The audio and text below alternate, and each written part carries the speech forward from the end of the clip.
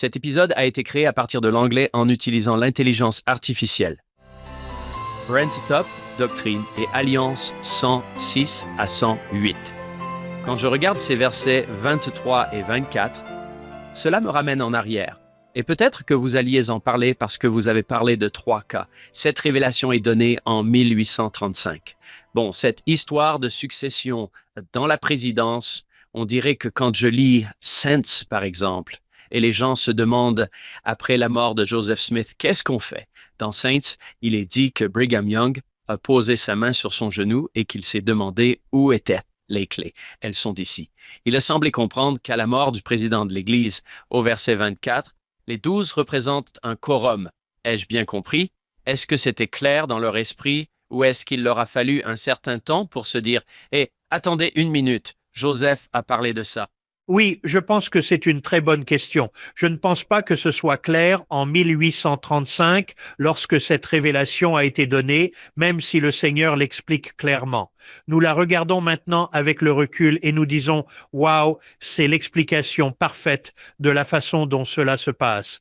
Mais je pense que c'est la raison pour laquelle le prophète Joseph Smith enseigne aux 12 à nouveau ce que signifie être un quorum et lorsqu'il les ramène de leur mission et leur dit « J'ai besoin que vous restiez ici, nous allons former des dirigeants » et ensuite sa grande charge lorsqu'il a dit « Je dépose de mes épaules sur les vôtres les clés du royaume ». Vous avez mentionné il y a une minute la mission dans les îles britanniques. J'ai pensé à quel point cette mission était brillante et inspirée. Comme vous l'avez dit, c'était les 12, mais je crois qu'ils étaient 9, et Orson Hyde est parti consacrer la Terre Sainte, le quorum en tout cas, pour aller opérer de manière indépendante quand il ne pouvait pas envoyer de textos ou appeler à travers l'océan Atlantique pour apprendre à opérer en tant que quorum. Ils en ont donc fait l'expérience à leur retour, et après le martyre de 1844. Tout à fait. C'est un autre exemple de l'évolution de la structure de l'Église. Vous regardez non seulement quand les apôtres étaient là, mais aussi quand les apôtres sont rentrés chez eux, et vous avez Joseph Fielding qui dirige l'Église en Grande-Bretagne. Il n'est pas membre de l'Église depuis très longtemps. J'ai pensé à cela avec les missionnaires depuis que nous avons commencé à parler des missionnaires. Je me suis demandé comment ils ont pu faire du travail missionnaire alors qu'ils n'avaient que le livre de Mormon. Ils n'avaient pas prêché mon évangile. Ils n'avaient pas de conférence de zone. Eh bien, ils avaient l'esprit et les révélations. L'organisation de l'Église est également l'un des grands terrains d'expérimentation de la formation des dirigeants dont nous disposons. Avant que je ne parle des 70, nos auditeurs vont dire « Top, tenez-vous-en à une chose. Nous devons prendre de la dramamine quand vous parlez ici. Si vous passez au verset 27 et que vous parlez de ces quorums et de l'unanimité, c'est un autre concept de leadership brillant, absolument brillant. Si j'avais dû obtenir un accord, un consentement et un soutien absolument unanime lorsque j'étais doyen, j'aurais été aussi vieux que Mathusalem avant que l'on puisse obtenir l'accord de quelqu'un pour savoir si le soleil brillait dehors. On lit dans l'histoire de l'Église des récits où les présidents de l'Église avaient des choses très très pressantes à faire, des décisions importantes à prendre, mais tant qu'ils n'avaient pas toute la première présidence et tous les 12 sur la même page, d'accord, et prêts à aller de l'avant, ils n'allaient pas de l'avant. C'est ce que cette révélation nous enseigne. Chaque décision prise par ces quorums doit l'être à l'unanimité. En d'autres termes, chaque membre de chaque quorum doit être d'accord avec ses décisions afin que celles-ci aient le même pouvoir ou la même validité, l'une par rapport à l'autre. J'aime ce pouvoir et cette validité. Le principe de l'unanimité n'est pas seulement un consensus. Le principe de l'unanimité est le pouvoir. Le Seigneur accorde son pouvoir lorsque ses serviteurs sont unis. Lorsque nous occupons des postes de direction, nous savons ce qu'il en est. En tant qu'évêque, en tant que président de Pieux, je me suis beaucoup appuyé sur mes conseillers. Si mes conseillers n'étaient pas d'accord avec un projet, même si je détenais les clés de la présidence de cette entité, je savais que je n'irais pas de l'avant. Je ne pouvais pas me retirer et dire que nous allions quand même le faire parce que je suis l'évêque ou le président de Pieux.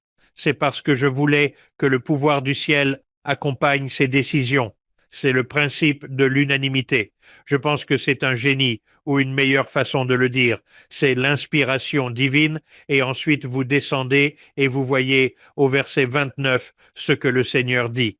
D'accord, si l'on en arrive à une majorité dans les cercles gouvernementaux, je ne suis même pas sûr que nous obtenions des majorités quand on pense aux institutions naturelles de la Terre, mais quand il dit si vous devez faire une majorité, reconnaissez simplement qu'elle n'aura pas le même pouvoir et la même validité. Ce n'est qu'une application et ce n'est peut-être pas le cas dans tous les mariages et toutes les familles, mais pour Wendy et moi, ce principe s'applique à notre mariage. Un seul vote négatif signifie non. C'est la façon dont nous avons abordé la question. Il n'y a pas de hiérarchie, pas de crise. C'est le principe de l'unanimité. Si vous voulez avoir le pouvoir du ciel pour prendre des décisions.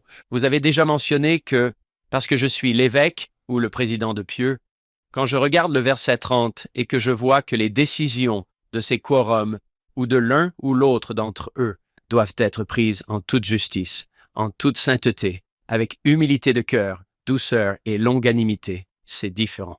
Vous souvenez-vous de ce qu'a dit frère Holland? Je crois que c'était à l'époque où le président Hunter a été nommé président de l'Église.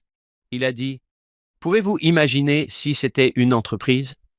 Il a dit que les luttes internes auraient été intenses, mais dans la façon dont ces quorums fonctionnent, c'est parce que personne ne cherche à obtenir un poste.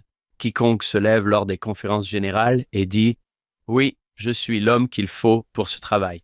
Oui, ils auraient dû me choisir. J'ai le curriculum vitae et j'ai ce qu'il faut. » Malheureusement, en 1844, quelqu'un a fait cela. Il faut remonter loin dans le temps. Le verset 30 dit que cela ne fonctionne pas sans les principes du Christ. J'aime bien regarder toute cette section et me demander ce qu'elle m'apprend sur le Christ. Nous y voyons la douceur, l'humilité de cœur, la patience, la longanimité, la foi, la vertu. Au lieu des querelles internes dont vous pourriez parler, regardez ce dont nous parlons et qui nous qualifie pour l'œuvre. J'ai entendu frère Bednar, lors de réunions de formation des dirigeants, dire que le quorum des 12, le principe de l'unanimité, ne signifie pas qu'il n'y a pas de discussion animée. Il y a des discussions animées et des désaccords, mais ils permettent de s'entendre. Non pas que vous abandonniez votre position sur quelque chose, mais vous permettez au Seigneur de travailler sur vous jusqu'à ce que vous arriviez à ce point. Vous regardez le verset 30, mais ensuite le verset 31, parce que ce principe de leadership est un leadership à l'image du Christ. La promesse dit que si ces choses abondent en eux, ils ne seront pas infructueux dans la connaissance du Seigneur. Ils connaissent la volonté de Dieu. Ils connaissent la voix de Dieu. Ils ont entendu la voix et je sais que les apôtres diront que nous ne sommes pas parfaits. Je suis sûr qu'ils ont des mauvais jours comme les présidents de mission, mais quand on regarde ces traits au verset 30, mon association avec les frères aînés de l'Église, ils caractérisent ces traits. Ils caractérisent ces traits et recherchent cette humilité parce qu'ils savent ce qu'ils doivent avoir pour connaître la pensée et la volonté de Dieu. Amen à la prêtrise et à l'autorité de cet homme. Si c'est dans l'autre sens que j'ai obtenu cela, je suis très bon dans ce domaine. Qu'est-ce que les doctrines et alliances? Elles condamnent les personnes qui cherchent à exceller. Oui, heureusement, l'Église n'adopte pas mon mantra qui consiste à s'efforcer d'être médiocre. Elle adopte le mantra « s'efforcer d'être à l'image du Christ ». C'est ce qu'elle fait. Brent, j'ai une question. Je sais que nous avons encore beaucoup de versets à couvrir, mais je pense que c'est le bon moment pour la poser. Nous vivons dans une culture, au moins en 2025, de méfiance à l'égard des organisations, des patrons, de l'homme qui dirige, mais ici je vois au verset 22 que la première présidence, le Collège des 12, est soutenu par la confiance, la foi et la prière de l'Église. Puis le verset que Jean a lu au verset 30, ce sont des hommes et des femmes saints dans la bassesse de cœur, la douceur, la longanimité. Que faisons-nous dans une culture qui s'en prend à l'Église? Parce que j'ai confiance en ces dirigeants d'Église, mais je sens que certains de mes frères et sœurs n'ont pas cette confiance. Mais ce n'est pas une confiance aveugle. C'est une confiance parce que vous avez vu comment votre vie a été bénie. Il y a ceux qui, en raison de leur expérience, pensent qu'il faut attendre une seconde. S'il y a une bureaucratie, il doit y avoir de la méfiance et une certaine forme de corruption. Permettez-moi de témoigner d'un certain nombre de choses. Oui, il existe bel et bien une bureaucratie dans l'Église. J'y ai été confronté de plein fouet, mais cela ne diminue en rien le fait que Dieu va travailler par l'intermédiaire de ses serviteurs choisis selon ses principes, en vertu des clés de la prêtrise. C'est bien de cela qu'il s'agit. Lorsque je comprends la doctrine des clés, lorsque je comprends la doctrine des quorums présidentiels, alors je peux commencer à avoir ce genre de confiance lorsque j'ai détenu des clés et lorsque je reconnais que le Seigneur honore les clés plus qu'il n'honore même la compétence. Maintenant, la première présidence et les 12 sont des frères assez compétents la dernière fois que j'ai vérifié. Ils sont excellents, mais ils vous diront tous que leurs compétences dans leurs vies antérieures de chef d'entreprise, d'avocats, de médecins, d'éducateurs, tout cela fait pâle figure en comparaison avec le fait d'entendre la voix du Seigneur et de voir comment le Seigneur honore les clés de la prêtrise. En tant que président de mission, lorsque j'ai été appelé, j'avais 1 million d'idées sur toutes les choses que j'allais faire, les choses que j'allais prendre, mon expérience à BYU, j'allais faire toutes ces choses. Il ne m'a probablement pas fallu un seul transfert pour que le Seigneur m'humilie et m'aide à réaliser que je ne veux pas que tu fasses les choses à ta façon. Je veux que tu le fasses à ma façon. Prêt à passer aux 70? Continuons. Oui. J'ai entendu le président Boyd K. Packer dire lors d'une conférence sur la direction que nous vivions à l'époque des 70. L'Église est devenue si internationale et si dispersée que si l'on pense aux centaines de nations dans lesquelles l'Église est organisée, il n'y aura que 12 apôtres. Il est rare qu'il y ait plus de 3 apôtres dans la première présidence. Les 70 sont les mains, les bras, les jambes et les pieds des 2 quorums présidentiels. D'une certaine manière, nous pourrions même aller plus loin et dire que c'est le jour et l'âge des 70 de zone, que les 70 de zone portent une grande partie de la charge de l'Église en construisant et en réglementant les affaires de l'Église sous la direction de la présidence des 70, sous la direction des 12. Personne n'aurait pu imaginer cela lorsque la section 107 a été donnée. Je ne pense pas qu'ils envisageaient les 70 comme nous envisageons les 70 aujourd'hui. Je sais qu'ils ne l'envisageaient pas.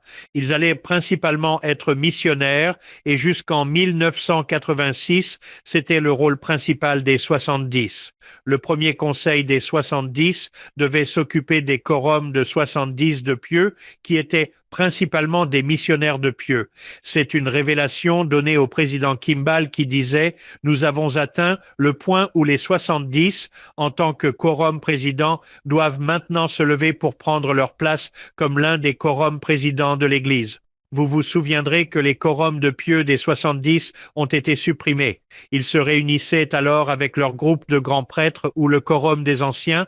Nous avions des missionnaires de pieux, nous avons des missionnaires de paroisse, nous faisons tous du travail missionnaire, mais les 70 ne sont pas seulement responsables du travail missionnaire. Ils construisent et règlent les affaires de l'Église. Les 70 sont un quorum de présidence de l'Église.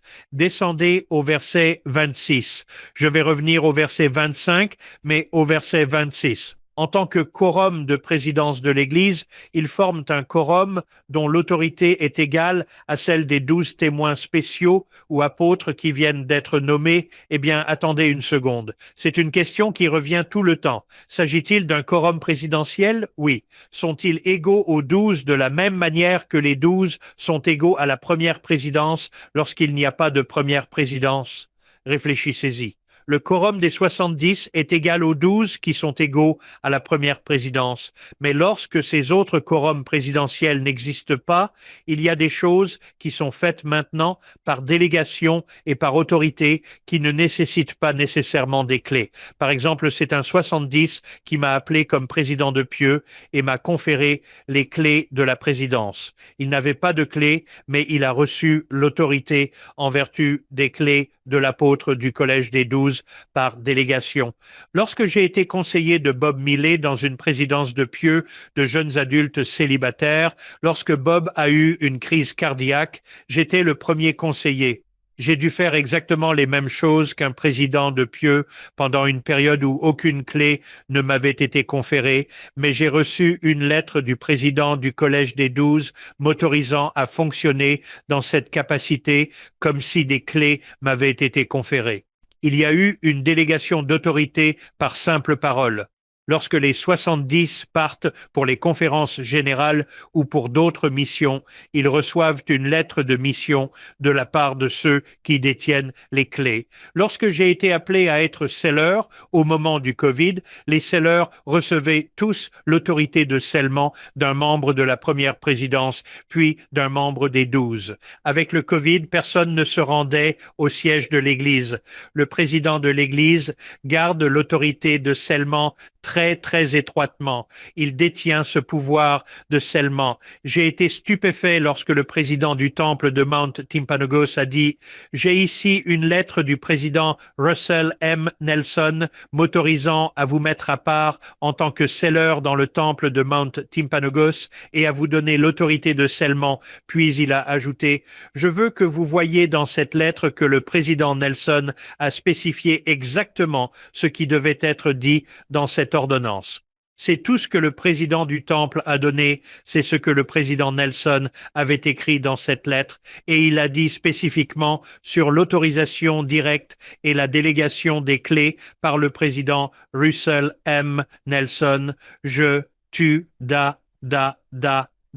Ce n'est qu'une parenthèse sur les 70, mais vous voyez un autre exemple de redondance dans le système de succession de l'Église. C'est pourquoi il est si profond que le président Packer dise que nous vivons à l'époque des 70, que les 70, et je l'ai dit tout à l'heure, un 70 est un 70 est un 70. Si un 70 de zone vient dans votre pieu en conférence, nous devons lui prêter attention tout autant qu'à un 70 de l'autorité générale et, à certains égards, tout autant qu'à un membre des 12 ou de la première présidence, parce qu'ils sont maintenant, nous revenons au verset 25, les 70. Ils sont également appelés à prêcher l'Évangile, à édifier et à régler les affaires de l'Église et du monde entier, mais ils sont ensuite appelés à être des témoins spéciaux pour les païens. Les 70 sont des témoins spéciaux du nom du Christ dans le cadre de leur mission. Ils n'ont simplement pas les clés apostoliques. Les clés apostoliques sont ce qui leur donne l'autorité et le pouvoir. Vous voyez comment ces quorums présidents et les présidences de la haute prêtrise sont capables d'administrer toutes les bénédictions spirituelles de l'Église. C'est impressionnant. Nous n'avons fait qu'un tiers des versets. Les versets 33 à 35 donnent également les responsabilités des 12 et des 70 et jusqu'au verset 38. Pouvez-vous nous dire si un président de mission a des clés et d'où viennent ces clés?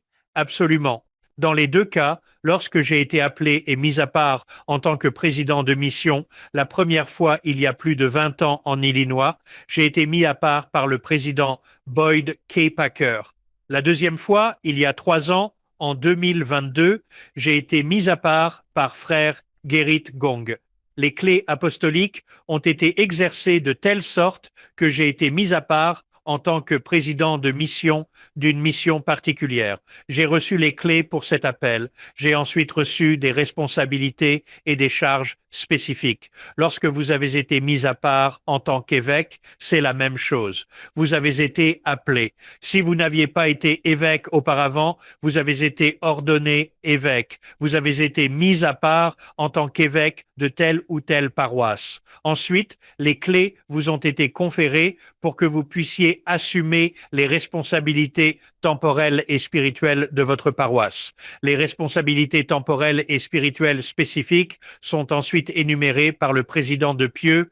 Vous avez été mis à part comme juge en Israël. Vous avez reçu la responsabilité des finances de l'Église. Vous avez été mis à part comme président de la prêtrise d'Aaron.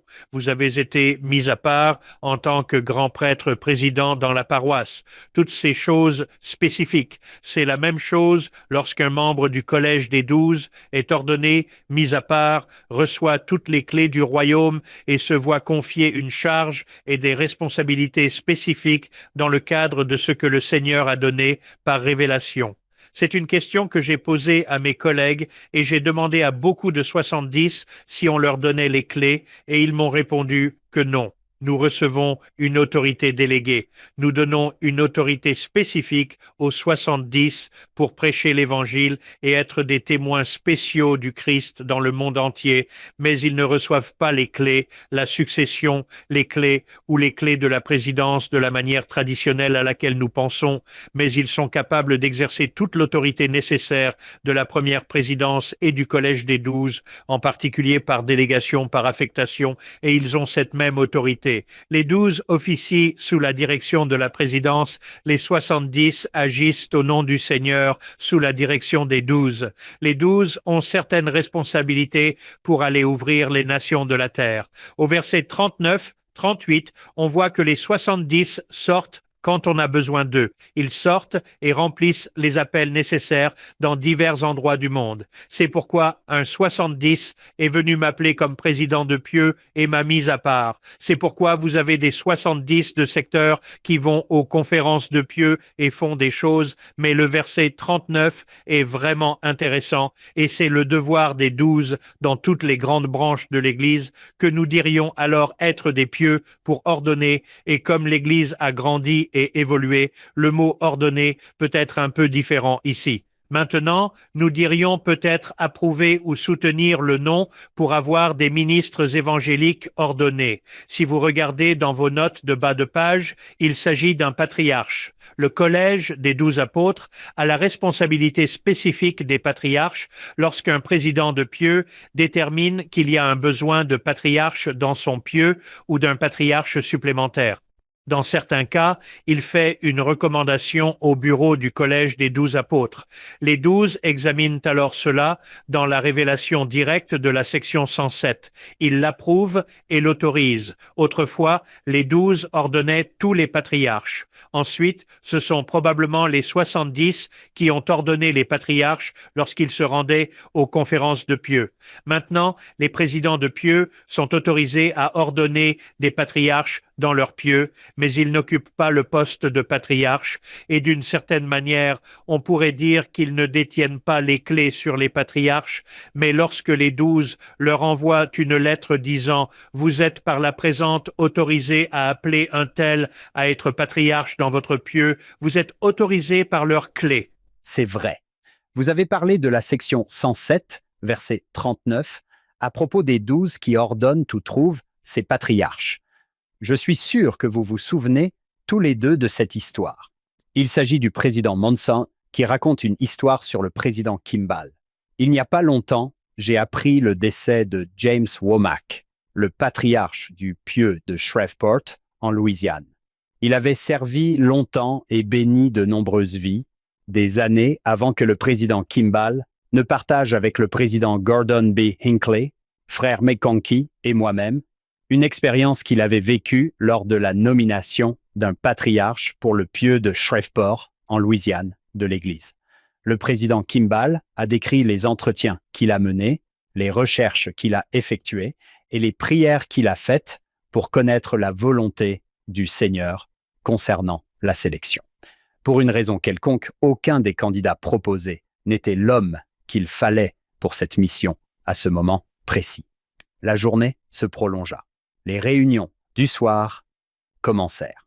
Soudain, le président Kimball se tourna vers le président de pieux et lui demanda d'identifier un homme en particulier, assis à environ 2/3 de l'avant de la chapelle. Le président de pieux a répondu qu'il s'agissait de James Womack, ce à quoi le président Kimball a dit « C'est l'homme que le Seigneur a choisi pour être votre patriarche de pieux. Je vous prie de lui demander de me rencontrer dans la salle du Grand Conseil. » Après la réunion, le président de pieux, Charles Kegel, fut surpris car James Womack ne portait pas l'étiquette d'un homme typique. Il avait subi de terribles blessures lors des combats de la Seconde Guerre mondiale. Il avait perdu ses 2 mains et une partie de son bras, ainsi que la plupart de sa vue et une partie de son ouïe. Personne n'avait voulu l'admettre à la faculté de droit à son retour, mais il avait terminé 3e de sa classe à l'Université d'État de Louisiane. Ce soir-là, alors que le président Kimball rencontrait frère Womack et l'informait que le Seigneur l'avait désigné comme patriarche, il y eut un silence dans la salle. Puis frère Womack a dit « Frère Kimball, je crois comprendre qu'un patriarche doit placer ses mains sur la tête de la personne qu'il bénit. Comme vous pouvez le voir, je n'ai pas de main à poser sur la tête de qui que ce soit. » Frère Kimball, avec sa gentillesse et sa patience, a invité frère Womack à se tenir derrière la chaise sur laquelle était assis frère Kimball. Il a ensuite dit « Maintenant, frère Womack, penchez-vous en avant et voyez si les moignons de vos bras atteignent le sommet de ma tête. » À la grande joie de frère Womack, ils touchèrent la tête de frère Kimball et l'exclamation fusa. « Je peux vous atteindre. Bien sûr que vous pouvez m'atteindre, répondit frère Kimball. Et si vous pouvez m'atteindre, vous pouvez atteindre tous ceux que vous bénissez. Je serai probablement la personne la plus petite que vous aurez jamais assise devant vous. » Le président Kimball nous a rapporté que lorsque le nom de James Womack a été présenté à la conférence de Pieux, les mains de tous les membres se sont levées vers le ciel dans un vote d'approbation enthousiaste. C'est ce qui ressort du verset 39. Une belle histoire. Je crois que c'est John qui disait qu'il y avait des gens qui se levaient à la conférence générale et qui disaient « Choisissez-moi, je veux être le président de l'Église ». Nous ne pouvons pas imaginer cela. Je ne peux pas imaginer que quelqu'un veuille être patriarche. J'imagine qu'il règne un silence de mort dans le bureau de chaque président de Pieux lorsque cet appel est conféré. C'est une responsabilité impressionnante, vraiment impressionnante. La seule chose que je voudrais mentionner est le devoir du président de la haute prêtrise. Le devoir du président de la haute prêtrise au verset 91, comme je l'ai dit, je suis un fanatique de ce genre de choses. Peut-être que je fais des définitions là où il n'y en a pas besoin. Il y a là deux choses distinctes. Elles disent peut-être la même chose, mais je pense qu'elles sont différentes. Verset 91, le président de la haute prêtrise doit présider toute l'Église.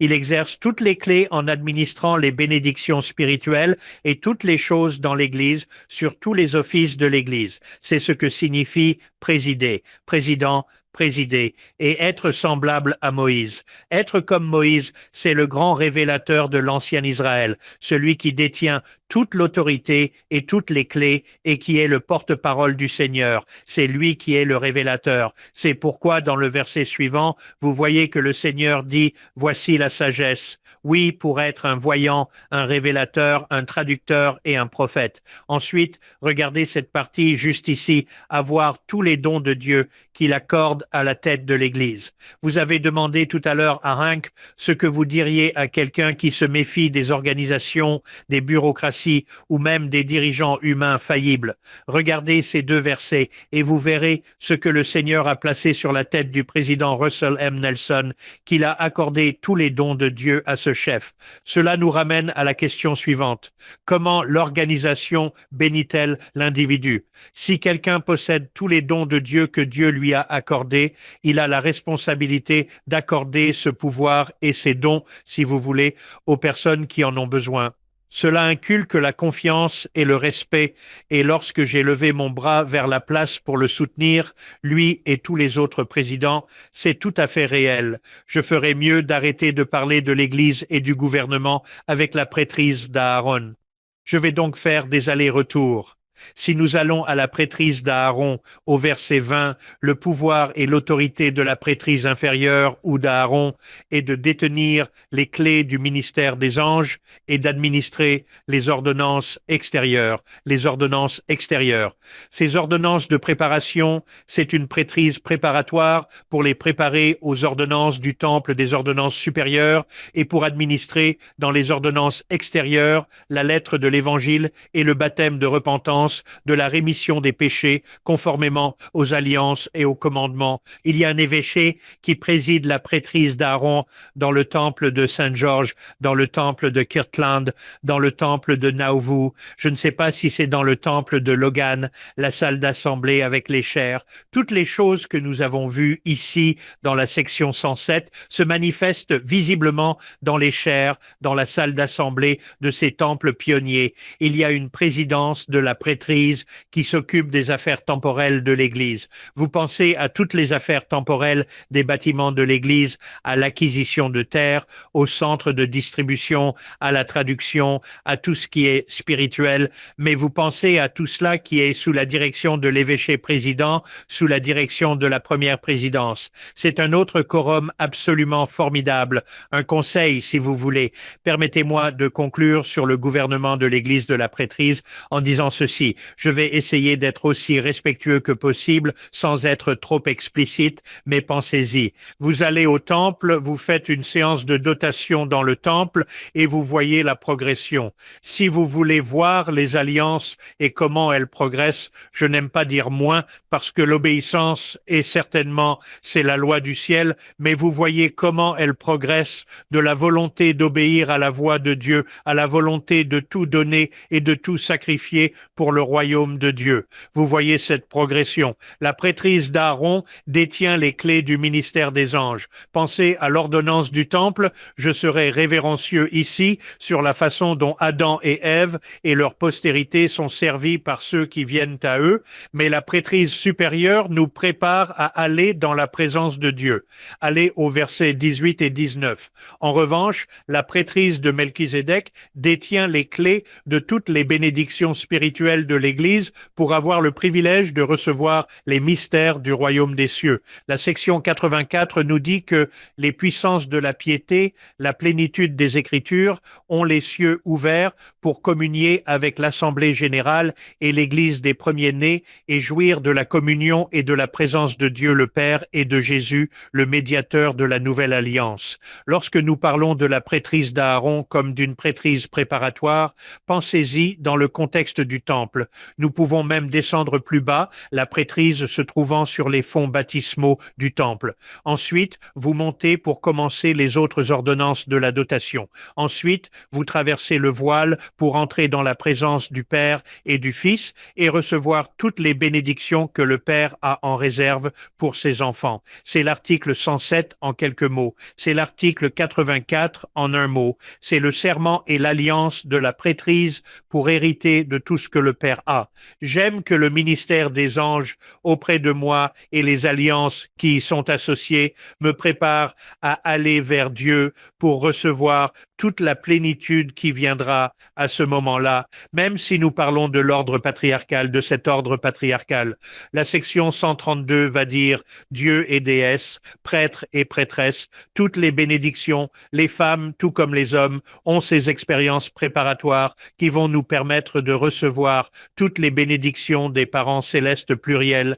Et en fait, si nous pouvions avoir quelque chose qui reviendrait aux jeunes femmes de Evans First Ward ou n'importe où ailleurs dans l'Église, ce serait que les jeunes femmes et les jeunes hommes comprennent ce que le Seigneur a en réserve pour eux. S'ils restent sur le chemin des alliances, suivent le chemin, respectent leurs alliances, vont au temple, respectent leurs alliances du temple, sont scellés au temple et sont ordonnés rois et reine. C'est cela la grandeur. Maintenant, je suis certain qu'en février 1835, lorsque la section 107 a été donnée à ce corps de la prêtrise qui s'applique à tous aujourd'hui, je ne pense pas qu'aucun d'entre eux n'ait eu la moindre idée de ce que cela signifiait, mais ce qu'ils ont compris, ce sont les versets 99 et 100 où il leur est dit « Apprenez votre devoir, agissez dans la fonction qui vous a été confiée, soyez dignes de vous tenir debout. Vos auditeurs ne se souviendront pas de tout ce qui concerne la prêtrise et le gouvernement de l'Église dont nous avons parlé,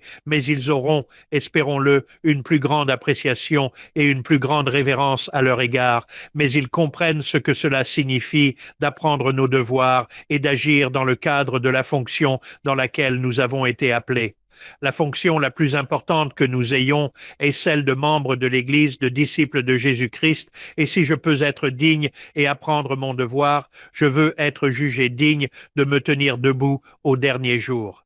Brent, une chose que j'ai retenue d'aujourd'hui, c'est que même si je ne servirai très probablement pas dans les appels qui ont été énumérés ici, la première présidence, le collège des 12, les 70, tout cela est décrit et mis en place pour mon bénéfice, le bénéfice de ma famille, de mes fils, de ma fille. Le simple fait que vous m'ayez montré cela rend cette section beaucoup plus intéressante à mes yeux. Regardez à quel point le Seigneur prend soin de s'assurer que tout le monde est pris en charge et, comme vous l'avez dit, la redondance. J'ai rencontré Barbara Morgan Gardner à Harmony, en Pennsylvanie, sur le site du rétablissement de la prêtrise.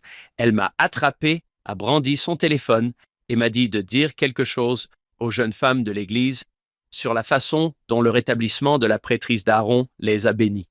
Je n'ai pas été prévenu, alors j'espère que je me suis bien exprimé, mais j'ai dit que grâce à la prêtrise d'Aaron, nous pouvons toutes entrer en contact avec le Sauveur par notre baptême et par l'ordonnance du sacrement chaque semaine.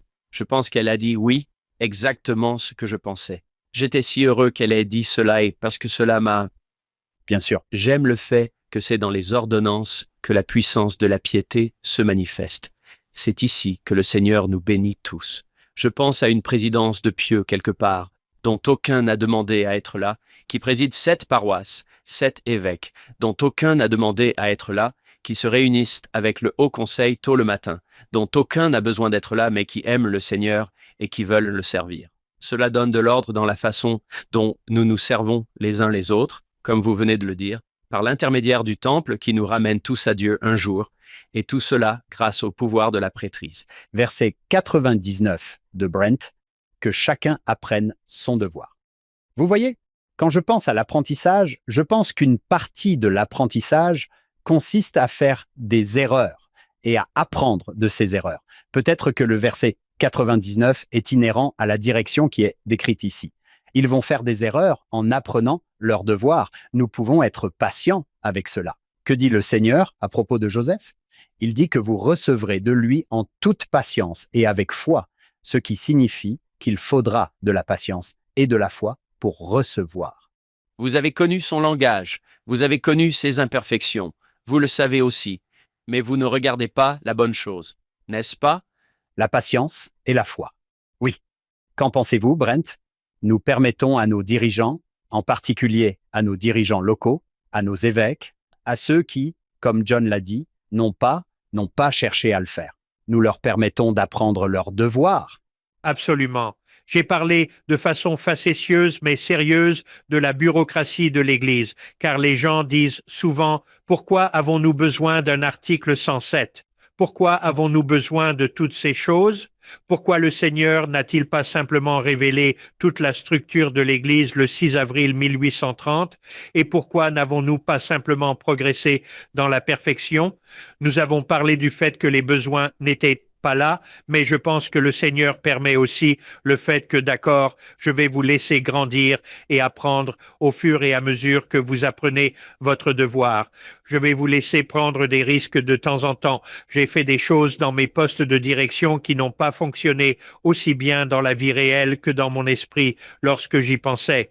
Pourtant, j'ai été inspiré pour le faire et je pense que le Seigneur m'a probablement inspiré en me disant « Eh bien, tu as tes propres idées ici. Pourquoi ne pas aller de l'avant et essayer de voir comment cela fonctionne? Si ça marche, tant mieux. Si ça ne marche pas, je suis ici pour vous enseigner d'autres choses à tous les niveaux de l'Église. Je pense que le Seigneur accorde le même privilège à l'organisation et aux dirigeants.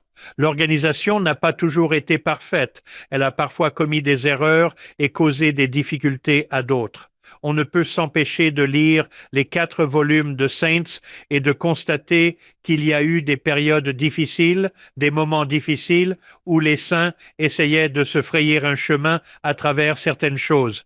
Certains dirigeants n'ont probablement pas toujours été aussi sages ou inspirés à un moment ou à un autre. Nous voulons que nos enfants grandissent et deviennent des adultes merveilleux et parfaits, mais nous sommes convaincus qu'ils n'y parviendront pas d'un seul coup et nous sommes parfois absolument stupéfaits et choqués lorsqu'ils n'y parviennent pas. Qu'avez-vous fait Nous reconnaissons que le Seigneur travaille avec eux. Nous travaillons avec eux en tant que parents. Le Seigneur fait de même avec les organisations. Nous avons vu l'Église en général et au niveau local prendre des décisions et devoir parfois faire marche arrière, peut-être parce que nous n'étions pas prêts ou parce que les conséquences n'étaient pas voulues, mais je pense que nous devons reconnaître que le Seigneur va permettre aux individus de commettre des erreurs. Nous savons que les institutions font des erreurs et que l'Église n'est pas infaillible, pas plus que le président de l'Église, mais ce qui est infaillible, comme l'a dit le prophète Joseph,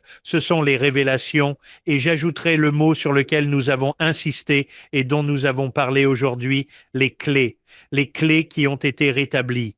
Je pense que c'est infaillible.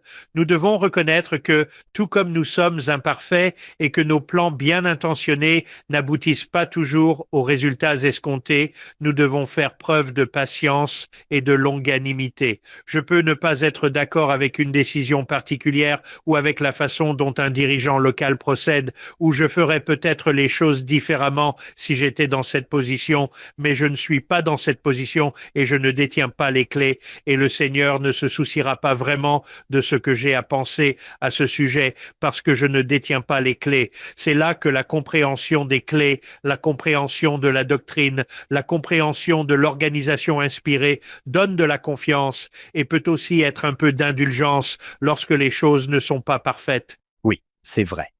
Que chacun apprenne son devoir. Laissez-les. Qu'ils apprennent. Le Seigneur, dans l'une des sections des Doctrines et Alliances, a dit qu'il s'agissait d'une Église vraie et vivante.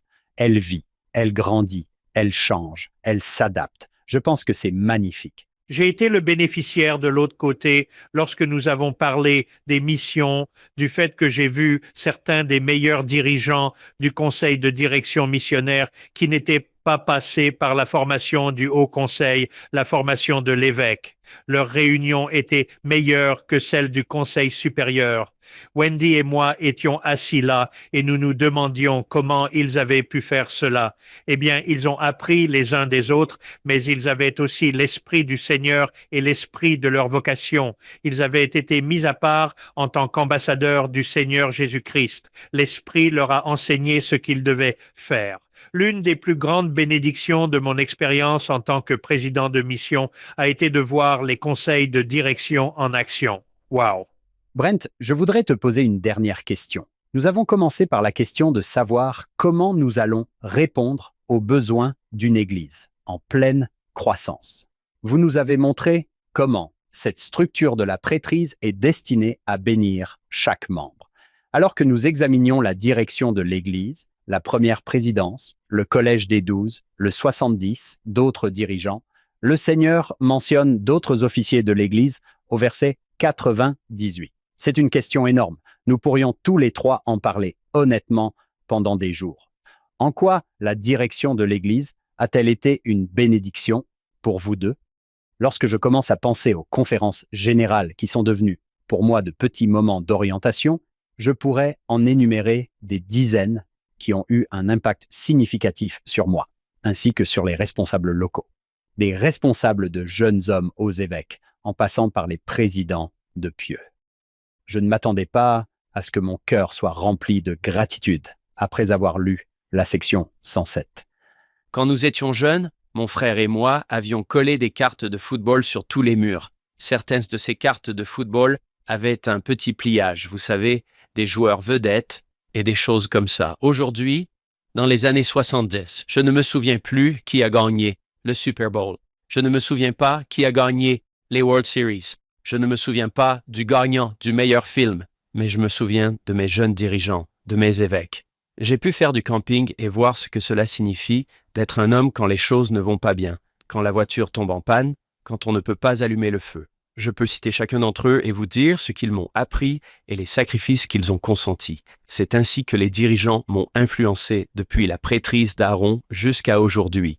Et je suis tellement reconnaissant des résultats obtenus en essayant de servir dans ces appels et de ce que mon président de mission, un autre homme qui a influencé ma vie, avait l'habitude de dire « Le Seigneur accomplit l'œuvre par l'intermédiaire de son peuple, mais il accomplit son peuple par l'intermédiaire de l'œuvre. » Le résultat de leur service m'a béni pour toujours. Oui, Il y a tellement de personnes que l'on pourrait citer, mais pour moi, le président Hinckley est toujours au plus profond de mon cœur. J'avais besoin de lui à ce moment-là de ma vie. Même lorsque j'entends sa voix aujourd'hui, mon cœur bondit. Nous pourrions passer des heures et des jours sur ce sujet. J'ai été touché par des dirigeants de l'Église, un évêque qui jouait au basket tous les samedis matins avec les jeunes hommes, et ce même président de Pieux qui s'est levé, c'était un évêque qui est devenu président de Pieux et qui s'est levé lors d'une conférence de Pieux pour s'excuser et demander le pardon du Pieux parce qu'il s'était emporté lors d'un match de basket de l'Église et a demandé au Pieux de lui pardonner, et j'ai pensé que j'avais encore beaucoup de chemin à parcourir. J'ai été béni par des femmes et des hommes. Sœur Okazaki ne saura jamais l'impact qu'elle a eu sur moi. Lorsque je l'ai guidée, elle s'accrochait à mon bras et partageait des choses avec moi. J'ai été béni par tant de femmes dirigeantes et je repense à certains de leurs discours. Je regarde les femmes qui sont les épouses des hauts responsables de l'Église et les sacrifices qu'elles ont faits. Je regarde ces dirigeants qui, dans les coulisses, ont influencé les puissants hommes de Sion dont les photos sont accrochées dans les bâtiments de l'Église. Je suis reconnaissante pour les messages de la conférence générale qui ont littéralement changé ma vie à bien des égards. Cela remonte à l'époque où j'étais en première année à BYU et où j'ai assisté à ma première session générale de la prêtrise dans le tabernacle et où j'ai entendu un message de frère Vaughan G. Featherstone qui a changé ma vie. J'ai une grande admiration pour les frères aînés. Lorsque j'ai été appelé dernièrement à être président de mission sur le site historique du bataillon mormon, je n'étais pas très heureux. C'était 2 semaines avant que je ne prenne ma retraite de BYU et je suis entré. Ils ont fait ça et nous sommes partis. Nous sommes rentrés à la maison et j'ai dit à Wendy, je grommelais et j'ai dit, je ne vais même pas pouvoir profiter de ma retraite. Wendy a dit, eh bien, retournez voir frère Cook et frère Renlund et essayez cela avec eux. J'ai beaucoup admiré le fait qu'ils donnent leur vie, leur gagne-pain, leur retraite au Seigneur et cela m'inspire parfois lorsque je ronchonne et me plains d'avoir à occuper tel ou tel poste. Je pense à l'inspiration de ces prophètes et révélateurs, des officiers généraux et des dirigeants généraux de l'Église, des autorités générales de l'Église, qui donnent tant, qui possèdent ces qualités que nous avons mentionnées au verset 30. Je suis inspiré et je veux faire mieux. Je suis reconnaissant de pouvoir prier pour eux. Je suis reconnaissant de pouvoir lever la main pour les soutenir symboliquement et littéralement. Je suis reconnaissant et la section 107, lorsque vous avez dit que cela vous donne une plus grande appréciation, je pense que cela faisait partie de l'intention. Et encore une fois, ces hommes en 1835 n'avaient aucune idée de ce que cela signifierait. Mais je pense que nous avons un peu plus d'aperçu de ce que cela signifie de présider une Église mondiale. Brent, merci d'avoir passé du temps avec nous aujourd'hui et de nous avoir fait part de votre expérience. J'espère que je n'aurai pas à vivre trop d'autres expériences pour m'expliquer davantage. Je veux juste mon petit coin d'Evans, dans l'Utah. J'apprendrai mon devoir et je ferai de mon mieux. Maintenant que vous êtes chef de mission de quartier, n'est-ce pas merveilleux dans cette église? N'est-ce pas merveilleux dans cette église que le Seigneur dise « Oh, au fait, je peux vous déplacer d'ici à ici, et je veux juste que vous continuiez à apprendre votre devoir. » Oui, exactement. John, quelle journée! C'est un plaisir de voir Brent. Oh, c'est si bon de développer ces sections. J'aime beaucoup ce que Brent nous a appris sur le fait qu'à l'époque où cela a été donné, il n'en avait pris probablement aucune idée, mais regardez comme l'histoire s'est magnifiquement déroulée et comment nous voyons des choses ici, maintenant, que nous nous disons « Oh, d'accord, cela permet une plus grande croissance jusqu'à ce qu'il y ait 70 fois 7 quorum des 70 au verset 96. » En fait, je voudrais dire ceci à propos de mon bon ami Hank. Il vient de déposer son fils au MTC au moment de l'enregistrement. J'ai reçu un texto d'un ami du MTC qui m'a dit qu'ils avaient battu un record de 1000 missionnaires en un jour. En un jour. Et ce chiffre sera probablement proche la semaine prochaine et la semaine suivante. Peut-être que Joseph Smith, dans cette ferme d'Isaac Morley, a vu ce Brent et a vu exactement ce genre de journée. Vous, les frères, vous n'en avez aucune idée. À ce rythme, nous pourrions voir 490 quorums de 70, n'est-ce pas? Ce fut une journée merveilleuse, Brent. Pour moi, l'article 107 signifie beaucoup plus maintenant. Pas seulement la structure, la compréhension de la structure, mais aussi la compréhension de l'objectif du Seigneur derrière cela. Merci pour ce privilège. C'est merveilleux. Sur ce, nous tenons à remercier le Dr Brent Top de nous avoir rejoints aujourd'hui. Nous tenons à remercier notre productrice exécutive, Shannon Sorensen, nos sponsors, David et Verla Sorensen, et à chaque épisode, nous nous souvenons de notre fondateur, Steve Sorensen. Nous espérons que vous nous rejoindrez la semaine prochaine. Le temple de Kirtland a besoin d'être dédié. Sur Follow Him. Merci de nous avoir rejoints pour l'épisode d'aujourd'hui. Est-ce que vous ou quelqu'un de votre entourage parle espagnol, portugais ou français? Vous pouvez maintenant regarder et écouter notre podcast dans ces langues. Les liens se trouvent dans la description ci-dessous. Les notes et la transcription de l'émission d'aujourd'hui se trouvent sur notre site web follow.him.co. Bien entendu, rien de tout cela ne pourrait se faire sans notre incroyable équipe de production. David Perry, Lisa Spice, Will Stoughton, Crystal Roberts, Ariel Quadra, Heather Barlow, Amelia Kabuika, Sydney Smith et Annabelle Sorensen.